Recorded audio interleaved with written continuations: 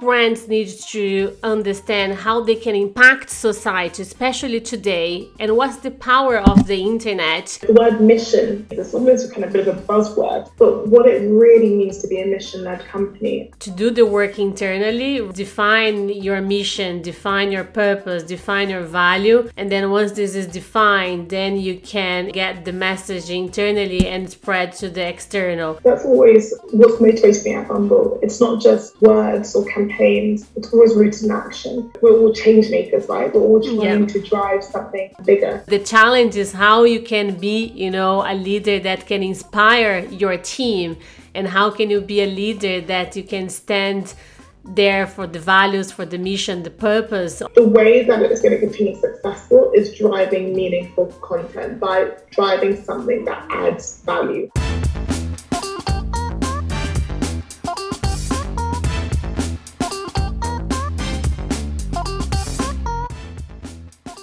Hi everyone, Maira Genovese, founder and CMO of MG Empower, and this is our MG Empower Influencer Marketing Uncover podcast.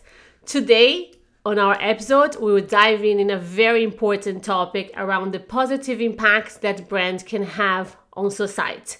For this, we will be welcoming a very special guest coming from a brand that is redefining social norms and turning the dating landscape into a safe place by celebrating individuality and women empowerment. Today, we'll be joined by the lovely Naomi Walkland, VP of Marketing at Bumble for Europe, the Middle East, and Africa.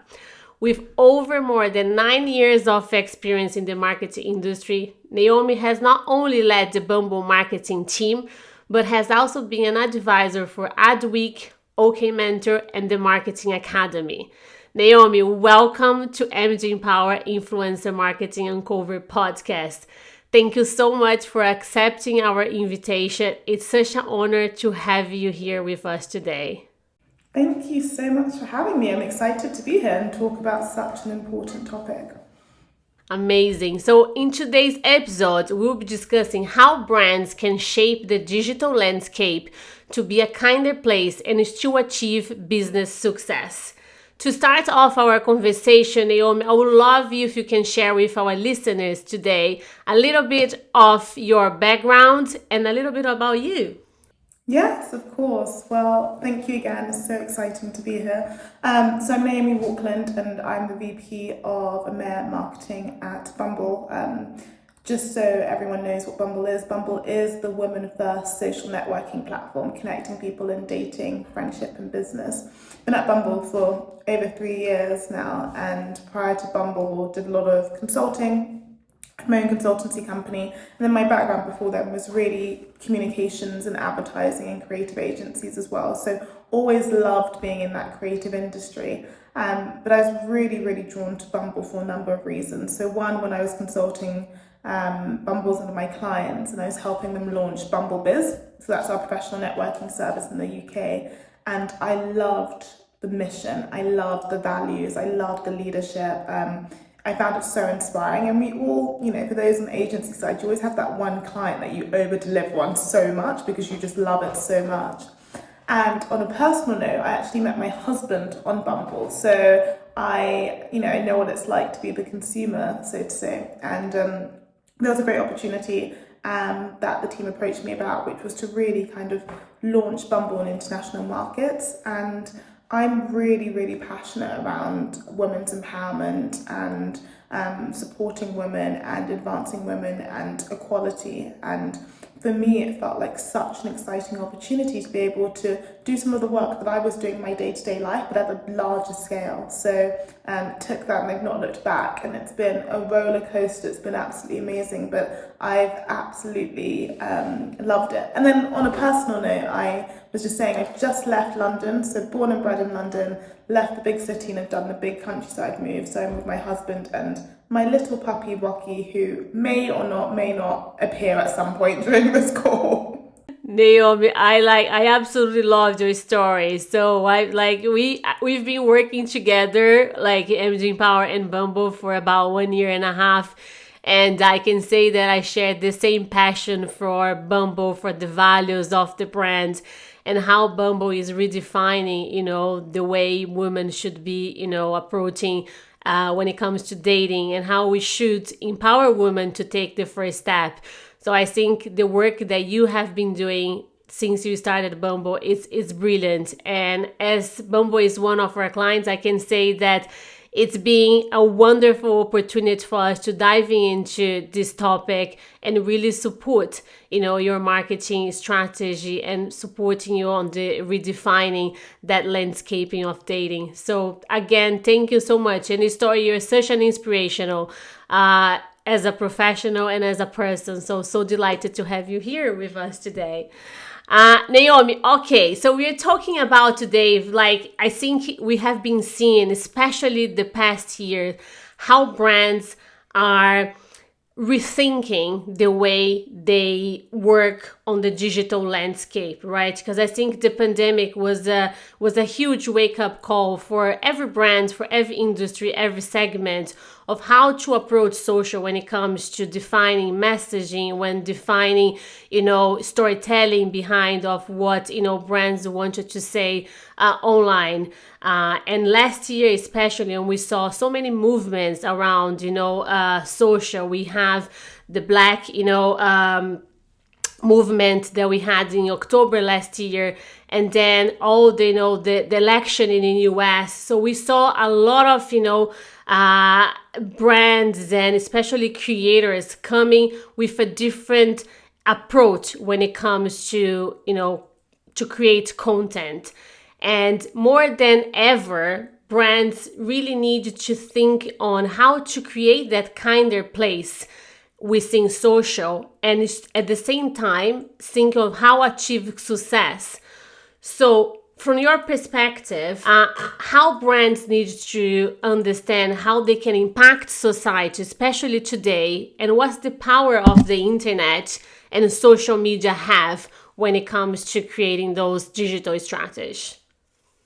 Yes, it's been a crazy year, and for those in the UK, the last couple of days have been really crazy and sad, and especially with what's happened with football. So I think there's definitely been a bit of an awakening over the last year, which is, sometimes I do believe that you kind of need to rip off the band-aid in order for things to actually heal.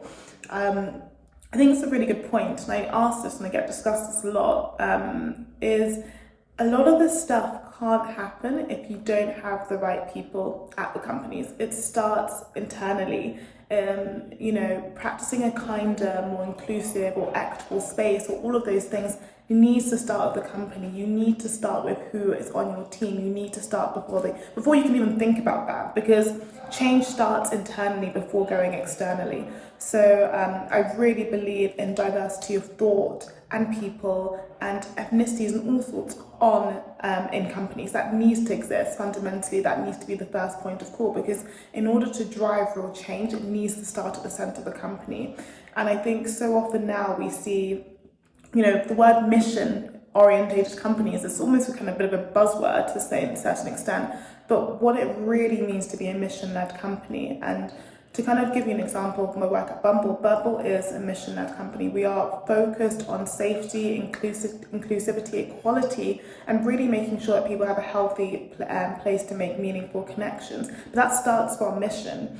And so when I think about that, that's core to Bumble. It's not something that, as a result of what's happened over the last couple of years, we've then pivoted. It's core to the brand's DNA. And so I really encourage companies to really think, what do we stand for beyond generating profit? Like what is that key thing that we're trying to change? Because all things are trying to drive some sort of impact positively, whether that's environmentally or people or culture or different aspects. There's something we're trying to drive. And so I think one thing is like making sure that it's core to the mission and values, and also educating that everyone in the company kind of shares those values and shares the principles of the company as well, because that's just as important. And when I think around over the last couple of years, what's happened, a lot of what we've done as a brand has been stuff that we've continuously done. So when I think about the Black Lives Matter movement, we launched a pledge. So you had to sign a pledge when you downloaded Bumble, and all people who were existing customers and part of our community, to say that you don't agree with certain behaviors and you agree with the behaviors and values that Bumble holds. And so that's something which is inherent to us. It wasn't something we had to just add on as well. But I think a lot of companies need to think about like, how can we do this meaningfully? Because as we know, rightfully or wrongfully, there is a call out culture, and there's a call out culture of, you know, if it's not genuine, you know, what are you doing? And there's almost this kind of language around like, show us your receipts. What is the track record of doing this? And I appreciate at the same time, it can be quite intimidating for a lot of brands because it's like, okay, I want to start because I want to acknowledge that. But I think it's around making sure it's done authentically, truly, and meaningfully as well. So I don't think it's one solution. I think there's a whole host of things, from who the teams are internally to how you start working through and how you communicate externally to create a safe space and a safe platform, and really show that you're wanting to help communities positively and positively have that impact as well. I love, Naomi, that you said about always started internally, right? So it's not, this is very important for companies to do the work internally, right? First, define your mission, define your purpose, define your value. And then once this is defined, then you can, you know, get the message internally and spread to the external. So curiosity here, how do you embed that value and mission and purpose to the team internally? Because I think it's very important when overall, right, when we're hiring new employers, that we're hiring or building new teams. So how to create that environment where everyone will be sharing the same values, the same purpose of the brand that are joining to work. So do you have like what because like me being a founder, you know, of an agency, we do have our purpose as well for what we do. But for me, my perspective is very important that when we have people joining us, that they all share the same vision and mission. So how do you do that when you're looking to build your team? Yeah, there's a couple of things practical, a couple of things are just as leaders. As leaders, you need to embody the values of the business. I think that's fundamental. You need to demonstrate that day in, day out. You need to embody, you know, when I think about ours, kindness, respect, equality, healthy relationships, equity, that's all part of our mission, but it's also what I stand for as a leader as well. So it's really important that I embody those values and set an example. That is the job of a leader, to set an example and to hold true influence over that as well. When I think around the team, I'm always looking and I would ask questions to understand people's values and what they stand for from an interview perspective. But from a practical perspective, I think there's lots of things that you can do. It's just, you know, group away days. Let's get together. What do we think about the mission? What do you think about the values? What do we have as our own team mission? So whilst we have the company mission, we also have our team mission. What do we want to drive and how do we want to contribute to that as well? So for my team, we had an away day a couple of weeks ago, and we spoke around like the vision for our team and what we want to achieve and what's important to us, what's going well, what's not going well, and that focusing on our team makes it more tangible, and then we can apply that to what that means at a wider mission level as well. So I think there's some practical teams, but I fundamentally believe that leaders do need to represent the values and showcase and demonstrate what is acceptable and what we stand for at the company as well. So I always practice that, and you know, leadership is hard, as I'm sure you probably notice, and sometimes you're in a bad mood or life happens, but you need to always kind of remember that you are that example and you are representing your team and the individuals around you. And I think the team that I have are simply absolutely amazing. So even when there are down days or, you know, you're only human, I'm just like, this team are amazing and I can't wait to speak to them. I get so excited. But I really do think it's around you as a leader and you like representing those values and setting that, because, you know, we've all been or experienced places where the culture might be off, but it starts from the top, it starts from leadership. And I think I'm really fortunate that at Bumble, not only for me as myself as a leader, but other leaders in the business really represent such values. And I think it's so important to really be at a company where leadership and value-driven behaviours as leaders start from the top. And I think one thing I'm always love to hear when people start is they just say, everyone's just so kind at Bumble. Everyone wants to help. Everyone's so friendly. I've never experienced that. And that really is testament to the amazing culture and DNA that our leaders have brought, and Whitney started this company. Amazing. And then I think like I totally agree with you that like if you develop, a kind environment within, then you can develop a kind environment externally when it comes to digital, because the values that you have internally, you're expressing that externally on your marketing activities. And yes, Naomi, leadership is all about standing there with your values and make sure you're being like the example for the rest of the team.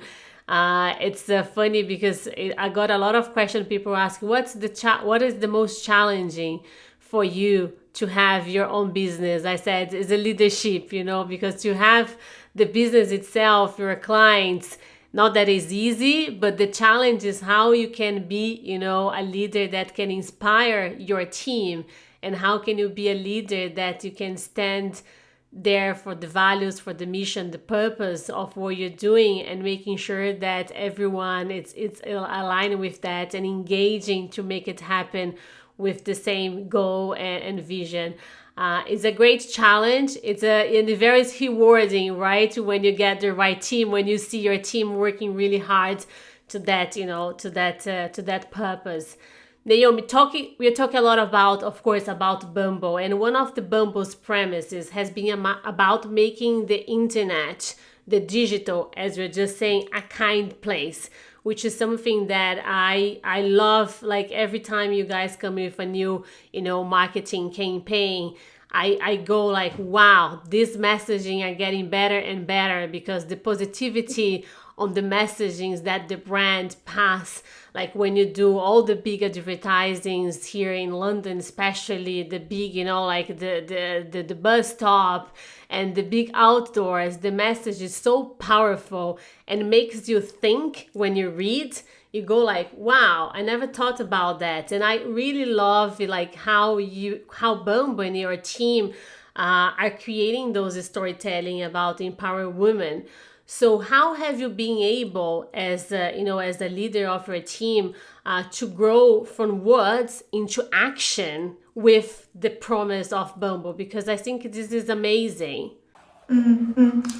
Yeah, the internet's it's not a great place, and that's the reality. There's always going to be some challenges, and I think we really take action on everything as much as possible. We're constantly evolving our policies and features to make dating a safer place, and I think that can be seen in a lot of the things that we've done recently, such as banning body shaming, educating on fetishization and banning that and not standing for that, because ultimately we want people to date safely and make hate connections safely. So we need to put some protocols and guardrails in to make sure that people feel truly safe. And so for us, we're constantly looking at, constantly innovating, constantly speaking to our community.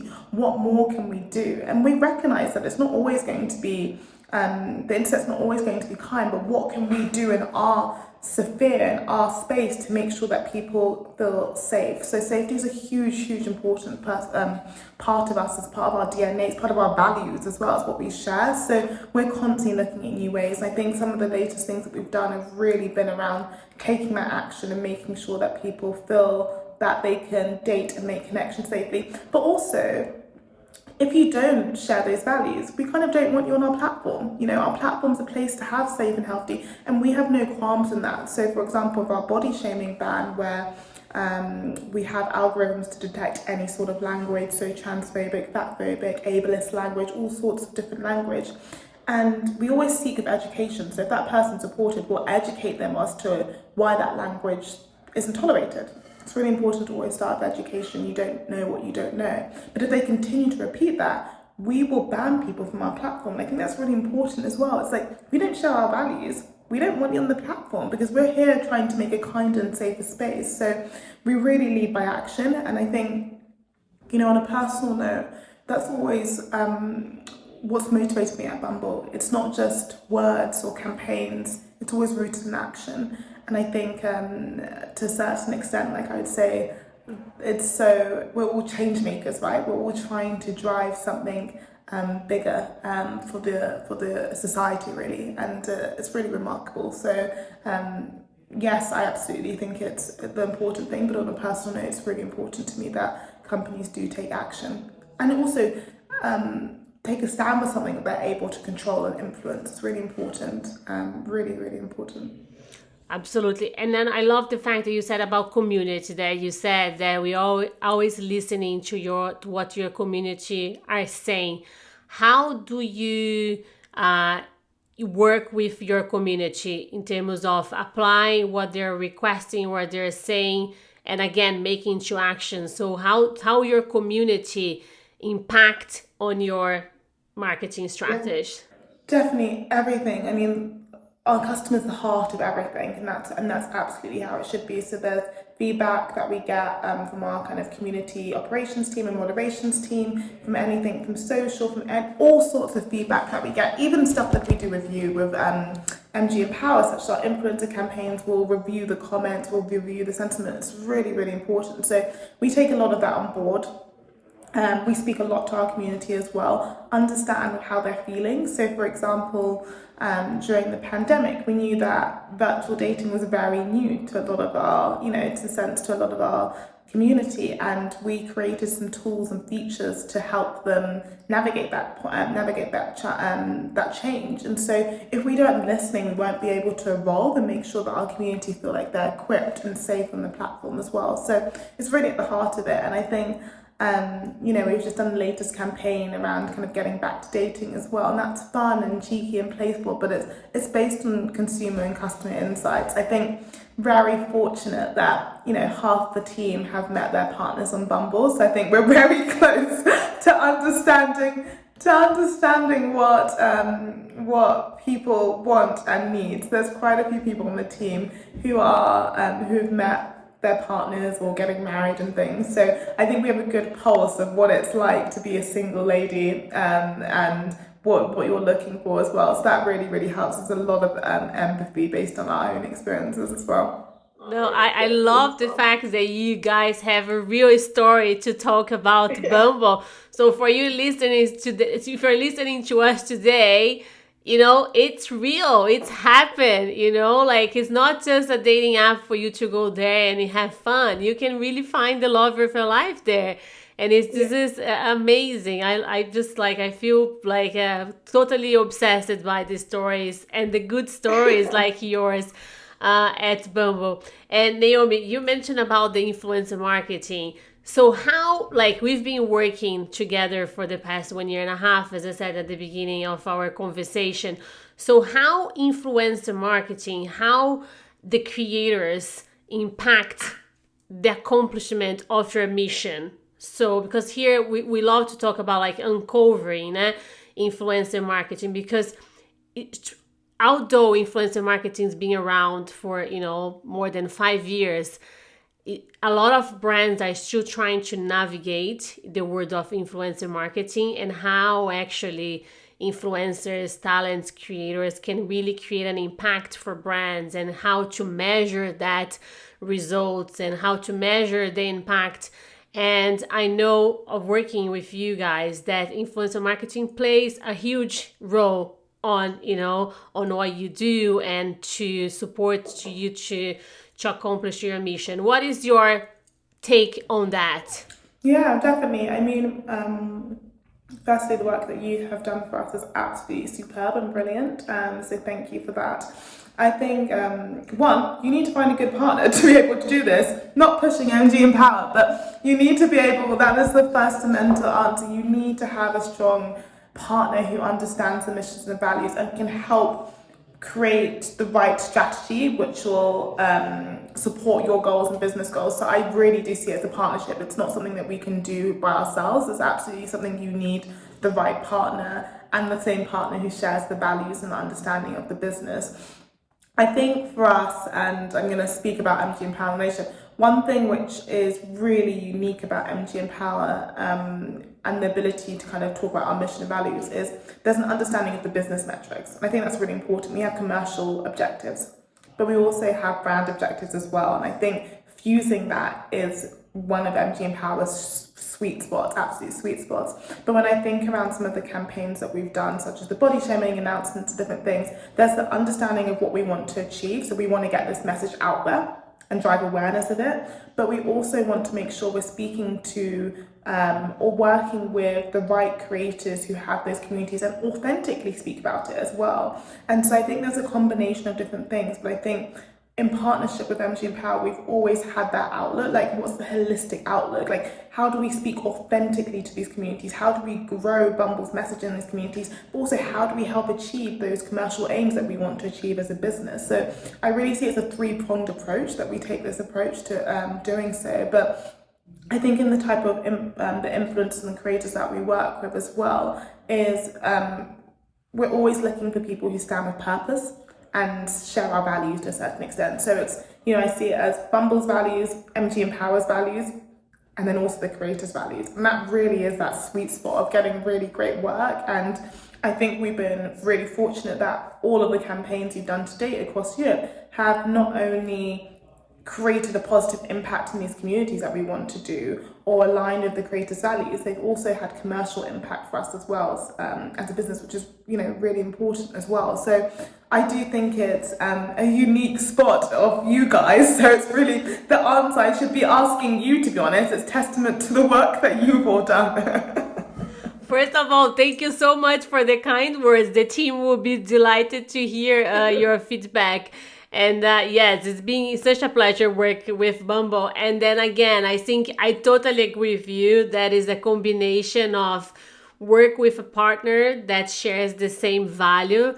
Because for us, it's not just about having a new briefing from a new client, but what that briefing means to the value of our business. Is it something that is really resonate with us? It's something that we will be passionate about working together with the client to make that happen, not just getting the creator to create a content, but ultimately, as you said, getting the results as well.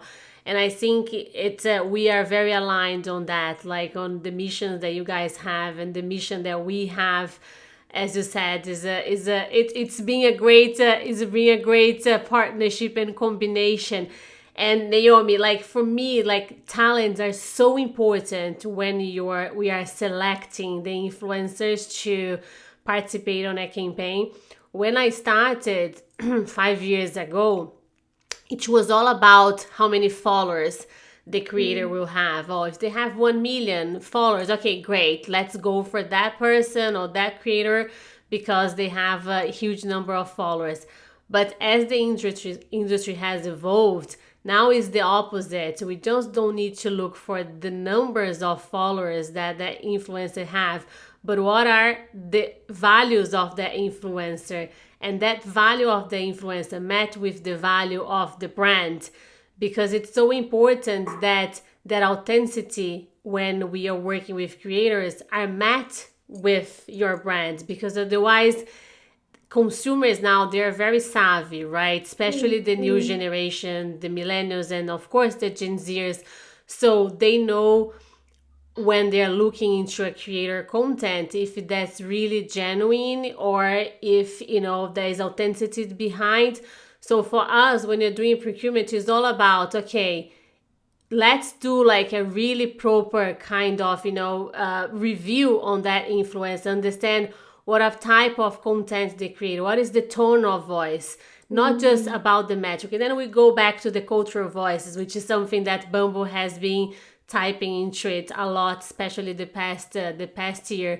That is not just more about working with the perfect influencer with the perfect picture and the perfect edition of the video, but like making sure that the influencer shares the same values and has the cultural voice that is impacting on a healthy and safe environment. I think this is super important.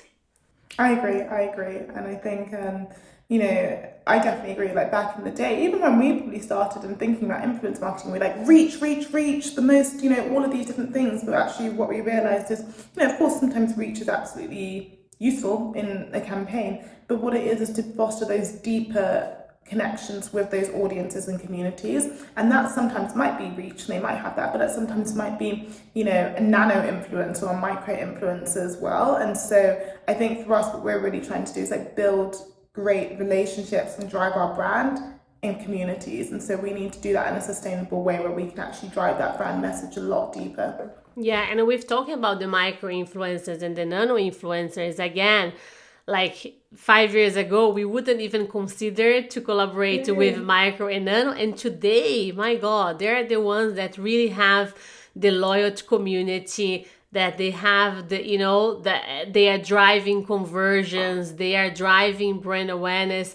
It's been great to see how this has evolved and how micro and nano influencers are playing a huge role when it comes to working with influencer marketing with brands like Bumble, for example. We see like how they are driving that community through their actually community, that the followers that they have.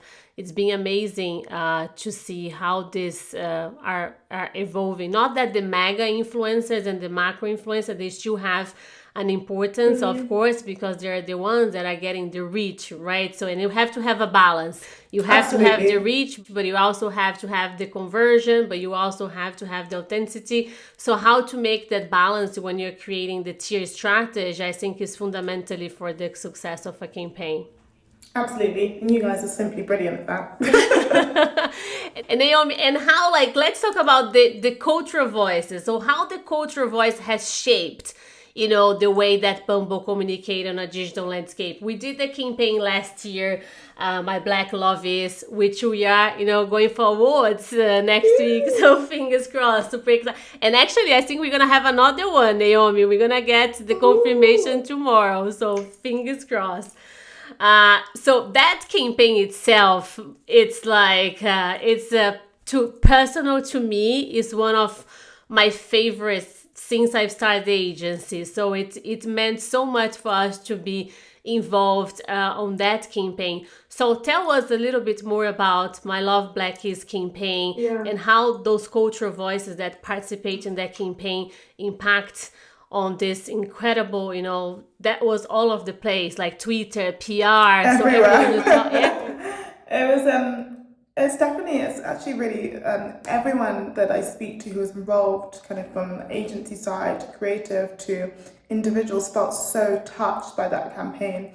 And it's amazing, but it's also one of the reasons why it was so impactful is because it's never been done, which is kind of in a sense a bit sad, that's something like that hasn't been done, but people felt so emotionally connected to demonstrating Black love. And one of the things which kind of led us to this campaign is that when you look at mainstream spaces, Black love isn't represented. If you think about Black love, the most things that come into your mind are Beyonce and Jay-Z. When you think about Black British love, until My Love Is Black love, even myself as a Black woman, I couldn't think of many examples. And so we started based on that. And for us, it was really about, we've got our mission and our values and what we stand for, but we need the cultural voices to talk about this in a way which is true to themselves. And for us, it was really like Bumble's the catalyst for this platform, but we're not the voices. We create this space, but we need the voices to speak about that. And so we did a lot of work internally. We worked with a lot of consultants, Black historians, Black creative consultants, just to make sure that as a team we felt comfortable on understanding the landscape. All Black experiences are slightly different, so we can't generalize. Spent a lot of work internally before even kind of getting to briefing agencies like yourselves. And for us, what was really important was, who are those voices who can tell those stories authentically? And I mean, we probably could have had My Love Is Black Love for like 100 days. We had so many different people who we were speaking to, but we had people who were big talents and big celebrities such as Jordan Dunn, all the way to really emerging kind of talents who were, like the Brown Sugar podcast, who was like a small community, but a community which people are influenced by as well. And so for us, it was really about let's create this platform to tell these stories. And so for over 31 days, we had a different story going live. And I mean, it was internally an absolute machine with you guys as well. There's a sheer amount of content, and I can't believe we did that as well. But it was really important for us to have true cultural voices. And I think as we reading through the feedback and spending a lot of time speaking to our community afterwards, what made people so connected to that campaign was because of the cultural voices and the variety of them. So it wasn't just the macro, it wasn't just the nano, it was a huge landscape, but everyone has a story. And I think that's the most important thing. Everyone has a story, so it's just about allowing that. And I think it was so important to see that. And I think for me, one of my amazing campaigns, one of my favorite campaigns to date, and it has a lot of personal significance for me as well as a Black woman as well. But for me, it was the breadth and vastness of the different communities we touched, and that was just because of the sheer amount of different talent that we had. And so it was absolutely amazing. And we had different teams and agencies at the set. You had the MG Empower team there, and the energy was amazing. I've never been on a set or been somewhere where the energy was so amazing because it was around your authentic, like you as a person, your authentic story. And I mean, I'd watch and listen to the stories and I was like, wow, this is amazing. This is so raw. But we had to do that by working with real voices and true voices. But yeah, it's still one of my favorite campaigns today. We were actually talking about it yesterday and working up for round 2 this year. Yes, I was about to ask what is next for for October. So like curious to know. But I love the fact that you said about like it's giving that campaign really gave the platform for cultural voice for talents, as you said, from different sides to go out there and speak really raw, like genuinely talk about the story. And I think Bumble allowing them to go in front of camera and tell their story, it was very touching, because even exactly what you said, when we're listening to to the videos, you go like, wow, that story is just amazing. And I'm not sure if they would have an opportunity like Bumble gave to them to go out there and talk truly in front of camera and to the world about the story. And then to create that platform was very, very, very special. And one thing that I noticed from that campaign is that we have 31 stories, right? But then it created a platform for for the community to share the story, regardless if they were in the campaign or not. So we saw, like if you go like on the hashtag of the campaign, you saw other stories of people that were not involved in the campaign, but they felt inspired to share their stories as well, because there was a campaign. And then they're like, and for them to see all the stories, they felt, okay, I will share my story as well. So the UGC created around the campaign was another, phenomenal, amazing. So this year, are we doing again, or are you doing different? Yes. No, we've got some things coming. Alex is going to be in touch. But we've got some exciting things coming. I can't believe that it's October in 2 months. 2 months. I know. It's crazy actually. This year has gone like that. No, but like we'll be delighted to support on the campaign. Looking forward to see what is coming. Yeah, I'm excited to have you guys work on it as well. Naomi, we could stay here forever, because I love, having this podcast and be able to talk with amazing people like you. So to wrap up our conversation, so what is the future holds do you think, on your perspective, for the digital landscape? But let's talk about influencer marketing, right? So how do you see that industry evolving in the next year and few months? Do you think digital we know we will continue to be the platform to be for brands, but looking ahead, what is your view? Yeah, I think it's absolutely going to continue accelerating. I think there was an article which I'm sure you guys, one of the influencers, like one of the original fashion influencers, kind of wrote around this article, Camille Charrier, around how the influencer landscape's changed and how it used to be this bubble of media, and now it's kind of changed and exploded. And I definitely agree.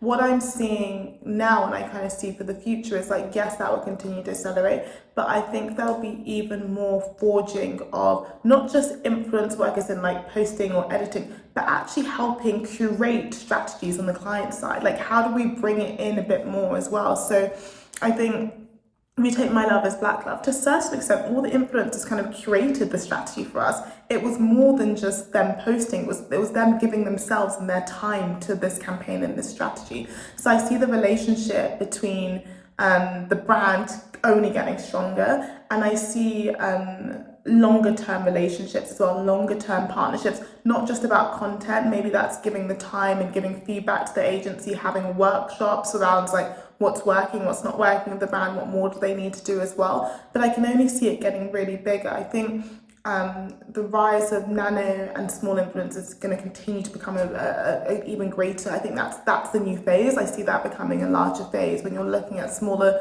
communities and trying to reach them as well. But I think it's only going to continue. I think the way that it's going to continue successful is driving meaningful content, by driving something that adds value. I think that's the main difference. I think people are so susceptible to like advertising, so it needs to be genuine, and I think that's the biggest thing. But I do see that we're getting there, even from the content. I sometimes gave these up and was like, oh, I didn't even realize this is an influencer post. I'm now, looking at this or buying the book, but I think it's really just around like how continuing fostering those communities and nurturing those communities. It's going to be really, really interesting to see. But I'm a big proponent of influencer marketing. I've always have been. I think influencer marketing is it's not a new industry. There's always been influencers and talents. There's always people hold influence as well. It's nothing which is new. I think it's an amazing way for your brand to get out there and forge genuine connections. And, to certain what we were talking about, represent that action by a trusted source. And so I really do consider it to continue to grow and continue to drive a lot of change. But also you can see the positive, there's negatives, and I don't want to dwell on that because we're all aware, but there's so much positivity you can see. You can see the impact of this. And I also think that a lot of people who we might not consider the traditional influencers will become more of those influencers as well, based on their craft, because I see influencers as, it's not about necessarily just your social following, it's about what do you implement. You can be an author and have 10,000 followers and be an influencer. You can be a teacher, but you could be driving so much change in your community and 3,000 followers. All of those different things is what true influence holds. And I think that's only going to continue and digital is giving a platform to places who wouldn't have had a voice as well. So really important, really great. Do we need more regulation around certain things? Yes, but that's for a later day. That's part 2. That's part 2. And I love that you said it's co-creation, right? And I am truly believer of co-creation as well. How to work with influence and not just to create a content based on a briefing that came from a brand, but how they can co-create a strategy together, how they can, guide brands into their strategy and be part of not just, as you said, a big collaboration long term that not just involve creating content, but being part of the strategy and guiding the brand to the next step. And question about experience. Do you think we will see more hybrid experience as well now that the pandemic is getting a little bit better? Because I saw that Bumble just open or we will open a coffee shop in New York, and I love that. So that means Bumble is coming with more experiential activations as well. I definitely think that's going to come, and I also think people are craving that. So I think when it comes to influencers, people want to see their influence, and a lot of these people were doing events or panels and things. So I definitely think there's a craving of that. So I definitely think experiential will continue, and there'll be a lot more things happening over time, etc. as well. But I think it's needed. I think also we've been at home for such a long time. It's like craving getting dressed up and going to a panel talk or something. It's so true. Naomi, how can I say, so grateful to have you today with me. Thank you so much for your time. Again, it's been a pleasure to be working with Bumble, and hopefully we will continue to nurture our partnership and our collaboration and continue to do great things together. You yourself, such an inspirational leader, and to see everything you have achieved with Bumble and in your personal life, and knowing you met your lovely husband at Bumble is a great story itself. So great, inspirational. Thank you so much. And for everyone that's listening here, so please Google Naomi, see all the amazing interviews that she has done, all her work. She's such an incredible professional and inspiration. I think you all can see after this conversation how incredible she is. So thank you so much. Appreciate. And we will speak soon, hopefully in person. Yes, hopefully in person. Thank you so much for having me, and thank you for being a fantastic partner. Honestly, we absolutely love MG Empower. So yes, cheers to a continued and beautiful partnership as well. So thank you. So grateful. So thank you everyone who has been here today listening to our Influencer Marketing Uncover podcast. Please make sure that you're following us on social media and stay tuned for our next episode. Appreciate very much your timing and for listening to us today. Thank you so much. See you soon. Thank you.